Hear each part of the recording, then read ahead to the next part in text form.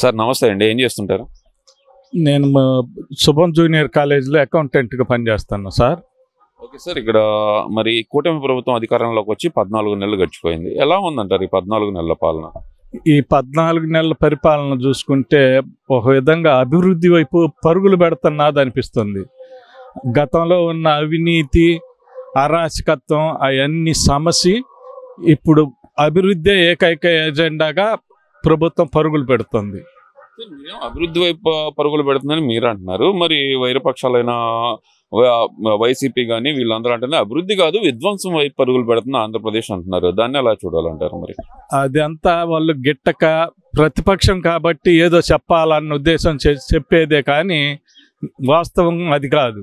ఇప్పుడు మన కాన్స్టిట్యూషన్ గుంటూరే తీసుకోండి, కొద్ది రోజుల్లోనే శంకర విలాస్, అలాగే రోడ్లు, అలాగనే ఈ చుట్టుపక్కల పరిసరాలు ప్రతి దాన్ని పరిశీలించి ఎలా చేయాలా అన్నది పెమసాని అభివృద్ధిని ఎంతగా ముందుకు తీసుకెళ్తున్నాడు అన్నది ఇక్కడ ఉన్న ఓటర్లందరికీ తెలుసు, నగర ప్రజలందరికీ, గుంటూరు నగర ప్రజలందరికీ తెలుసు. ఆ విధంగా ప్రభుత్వం ఏది చేసినా ఏదో నెగిటివ్గా చెప్పటం అన్నది కామన్ విషయం. వాళ్ళని గురించి అయితే ఈ ప్రజలు పట్టించుకోరు, ఇంకా ఎవ్వరు వాళ్ళని అసలు పట్టించుకునే అవసరం రాదు. అంటే ఇక్కడ ఎలా చూడాలంటే కనుక రాష్ట్ర ప్రభుత్వం ఏదైతే సూపర్ 6 అంటూ హామీలు ఇచ్చిందో ఆ సూపర్ 6 హామీలు అమలు చేయకుండా ప్రజలను మోసం చేసేస్తుంది కూటమి ప్రభుత్వం.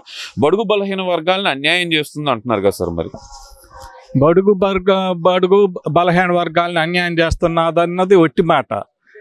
ఇప్పుడు ప్రతి ఒక్కరికి పెన్షన్ ఇస్తున్నారు, అలాగనే అమ్మఒడి పథకానికి డబ్బులు ఇస్తున్నారు, అట్లాగనే రైతుల అకౌంట్లో డబ్బులు వేస్తున్నారు.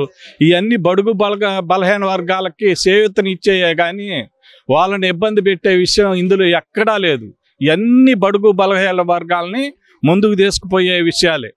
సార్ మీరు ఇప్పుడు కాలేజీలో అకౌంటెంట్గా చేస్తున్నాం అన్నారు కదా, నాకు దానికి సంబంధించి విద్యా వ్యవస్థను సమూలంగా నాశనం చేస్తుంది కూటమి ప్రభుత్వం అంటున్నారు. అలాగే చూస్తే కనుక పిల్లలకి ఫీజు రీఎంబర్స్మెంట్ రాకుండా ఇవన్నీ ఏమి లేకుండా ప్రభుత్వం విద్యార్థుల జీవితాలతో చెలగాటం ఆడుతుంది అంటున్నారు కదా, మరి దాన్ని ఎలా చూడాలంటే?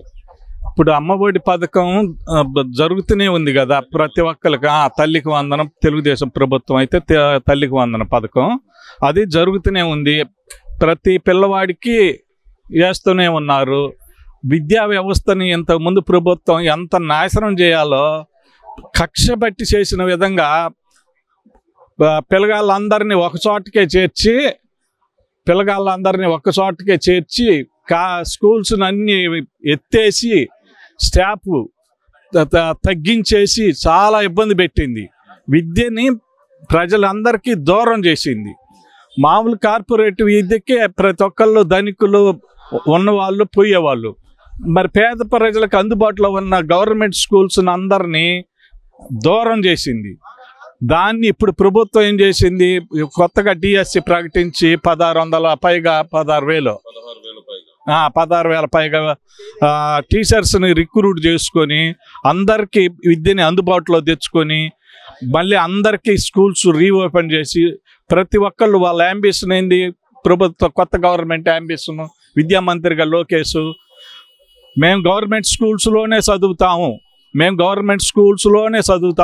అన్నది కొత్తగా చేరే విద్యార్థులందరూ ఒక గ్రేట్నెస్గా ఫీల్ కావాలన్న ఉద్దేశంతో మేము గవర్నమెంట్ స్కూల్స్ని డెవలప్ చేస్తాము అని ఆయన ఒక ఆశయంగా పెట్టుకున్నారు. అది ఒక విధంగా జరుగుతూనే ఉందని నేను చెప్పదలుచుకున్నాం. ఇక్కడ ఈ 16,000 పైచలకు ఈ ఉపాధ్యాయ పోస్టులు ఏవైతే ఉన్నాయో ఇది విద్యా వ్యవస్థని మార్పు తీసుకురావడానికి దోహదపడుతుంది అంటారా? మరి ఖచ్చితంగా అందులో ఏమాత్రం డౌట్ లేదు. ఇంతకుముందు స్టాఫ్ లేక చాలా స్కూల్స్ మూతపడేది. గవర్నమెంట్ స్కూల్కి పోవాలంటే ప్రతి పిల్లగాడు మాకు ఇక్కడ ఏం జరగట్లేదు, ఇక్కడ మాకు టీచర్స్ స్టాఫ్ అందుబాటులో లేరు అని వాళ్ళు ఫీల్ అయ్యేవాళ్ళు. ఇప్పుడు వాళ్ళందరికీ అందుబాటులోకి వచ్చేసరికి చాలా సంతోషం ఫీల్ అవుతున్నారు. పల్లెటూర్లలో ఈ విషయాలు గమనిస్తే ప్రతి ఒక్కరికి అర్థమయ్యే విషయమే అది. సార్ ఇప్పుడు మరి జగన్మోహన్ రెడ్డి గారు చెప్తుంది ఏంటంటే ఈ కూటమి ప్రభుత్వం అనేది సంక్షేమం చేయట్లేదు, ఈసారి మాత్రం ఈ ప్రభుత్వం ఎక్కువ కాలం ఉండదు, ప్రజల్లో తిరుగుబాటు మొదలైపోయింది 14 నెలల కాలంలోనే అంటున్నారు కదా, అది నిజమే అంటారా? అది ఆయన స్టేట్మెంట్లు కానీ ఆయన పార్టీ కానీ అవుట్ డేటెడ్. ఇక అది ఏ మాత్రం ఉపేక్షించదగ్గవి కాదు. ఆయన మాటలు అసలు ఆయన్ని పట్టించుకోదగ్గ వ్యక్తే కాదు. Is one of the psycho, is one of the cruel minded politician. అతన్ని అసలు ఇంకా పరిగణలోకి ప్రజలు తీసుకోరు. దానికి సాక్ష్యం పులివెందుల్లో డిపాజిట్ కోల్పోవటమే. అదంతా అసలుకి ఏకపక్షంగా రిగ్గింగ్ చేసుకుంది కూటమి ప్రభుత్వం అంటున్నారు కదా సార్. అది వాళ్ళకి ఇంతకు ముందు ఉన్న అలవాటు, ప్రజల్ని దగ్గరికి రానియకపోవటం. కానీ ఇప్పుడు అది జరిగే పని కాదు. తెలుగుదేశం ప్రజాస్వామ్యయుతంగా ఎన్నికలు జరుపుతుంది, ప్రజాస్వామ్యయుతంగా ఏదైనా చేయగలుగుతుంది. అంతేగాని ఒకళ్ళ మైండ్ సెట్తోని ప్రభుత్వాన్ని నడపటం అన్నది ఉండదు సార్. మరి ఓవరాల్ గా చూసుకుంటే జగన్మోహన్ రెడ్డి అంటుంది 2029 అధికారం నాదే, ఈసారి నేను అధికారంలోకి వస్తే జగన్మోహన్ రెడ్డి 2.0 చూపిస్తాను, మామూలుగా ఉండదు అంటున్నారు కదా సార్.